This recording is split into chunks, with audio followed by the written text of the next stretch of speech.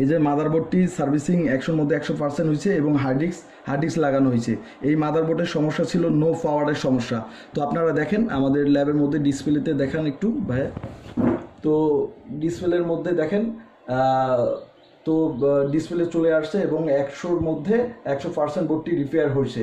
তো আমরা hard disk লাগানোর জন্য পিসিটি অন করছি। হ্যাঁ, আমি বিকাশ চন্দ্র রায় আসছি দেবগঞ্জ থেকে।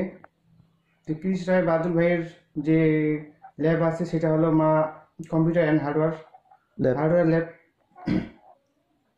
তো আমি কৃষ ভাইয়ের ইউটিউব থেকে আমি সব কিছু জানছি। জানার পর আমার মাদারবোর্ডের যে সমস্যা সেটা হলো আমার পাওয়ার আটকে রাখে না, যার ফলে আমি কৃষ ভাইকে ফোন দিয়ে তারপর আমি এর ল্যাবে আসি।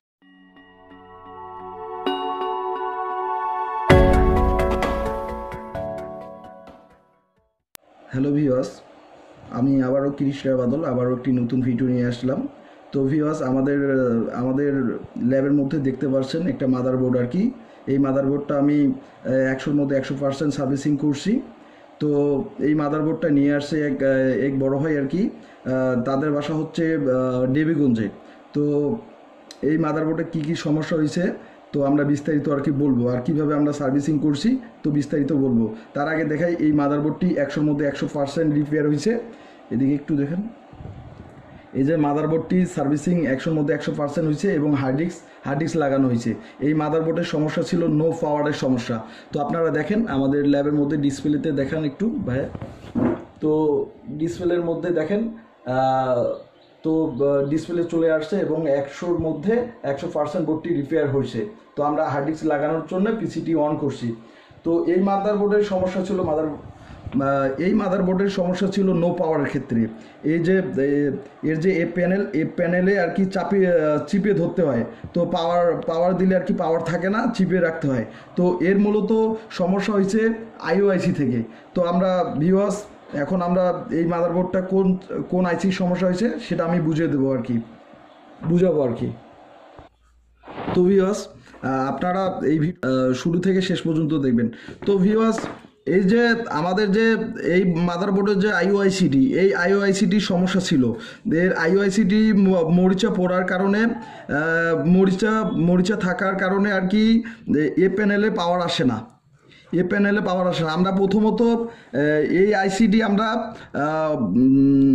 আমাদের যে আইসি পরিষ্কার করার যে কেমিক্যাল রয়েছে, আইসি যে ঠিক করানোর যে কেমিক্যাল রয়েছে, তো সেই কেমিক্যাল দিয়ে আমরা আইসিটি আগে রিপেয়ারিং করে নিছি। রিপেয়ারিং করার পরে আমরা মূলত থিনার বা পেট্রোল দিয়ে আমরা পরিষ্কার করে নিছি। থিনার বা আপনারা যারা সার্ভিসিং করতে চাচ্ছেন তো আপনারা এ ধরনের যদি সমস্যা পড়ে থাকেন তাহলে এভাবে আপনারা সার্ভিসিং করবেন। তো থিনার বা পেট্রোল দিয়ে পরিষ্কার করে নেবেন। পরিষ্কার করার পরে আমরা দেখছি যে এই মাদারবোর্ডটির যে কোলক আইসিটি আছে, যেটা নো ডিসপ্লের কারণ যে কোলক আইসিটি আপনারা দেখতে পাচ্ছেন।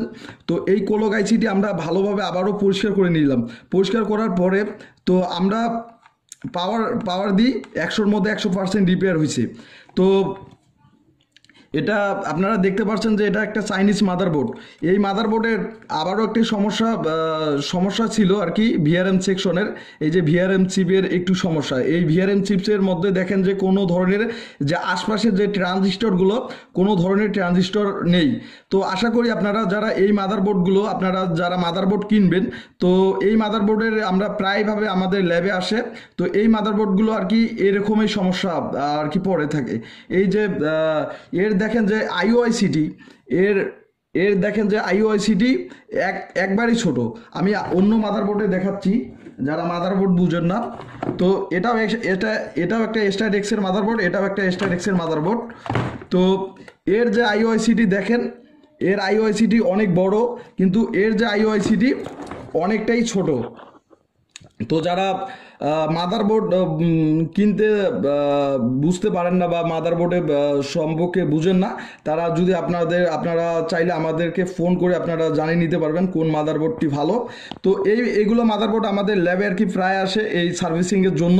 তো এই মাদারবোর্ডগুলোর খুবই সমস্যা হয়। এর মূল কারণ হচ্ছে এর যে আইওআইসিটি, এর যে এর যে এসআইও আইসিটি খুবই ছোট ছোট কারণে এর নো পাওয়ারের সমস্যা আর কি আসে।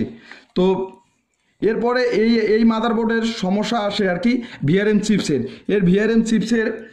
ভিআরএম চিপসের আশেপাশে কোনো ধরনের আপনারা দেখছেন যে কোনো ধরনের ট্রানজিস্টরগুলো থাকে না। তো ভোল্টেজ আপডাউনের ক্ষেত্রে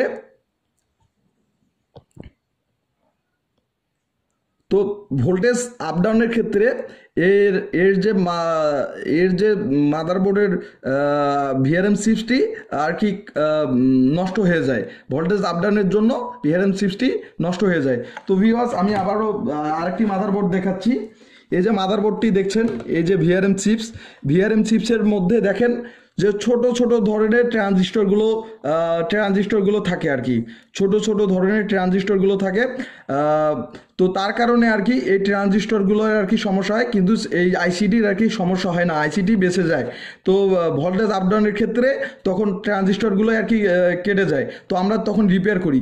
যদি আপনাদের আইসির সমস্যা হয়, এই যে ভিআরএম চিপসের আইসির সমস্যা হয়, এই ক্ষেত্রে মাদারবোর্ডটি আর কি খুবই কম সার্ভিসিং হয় বা ভিআরএম চিপস আইসিটি খুবই কম পাওয়া যায় আর কি।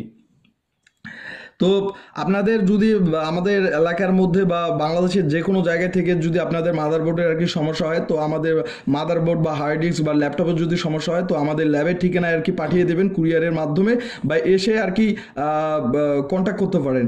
তো ভিউয়ার্স, আমাদের মাঝে আর কি যে ভাইটি আর কি বোর্ডটি নিয়ে আসে, তো তো তিনি একটু বলবে আর কি কিছু কথা। হ্যাঁ, আমি বিকাশ চন্দ্র রায়, আসছি দেবগঞ্জ থেকে। তো কৃষ রায় বাদল ভাইয়ের যে ল্যাব আছে সেটা হলো মা কম্পিউটার অ্যান্ড হার্ডওয়্যার ল্যাব।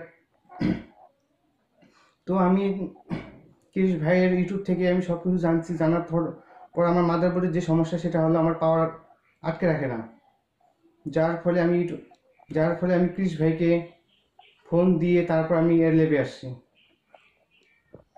তো আচ্ছা ভাই, ধন্যবাদ। আচ্ছা, ধন্যবাদ। তো ভিউয়ার্স আপনারা চাইলে আর কি আপনারা মাদারবোর্ডগুলো পাঠিয়ে দিতে পারেন।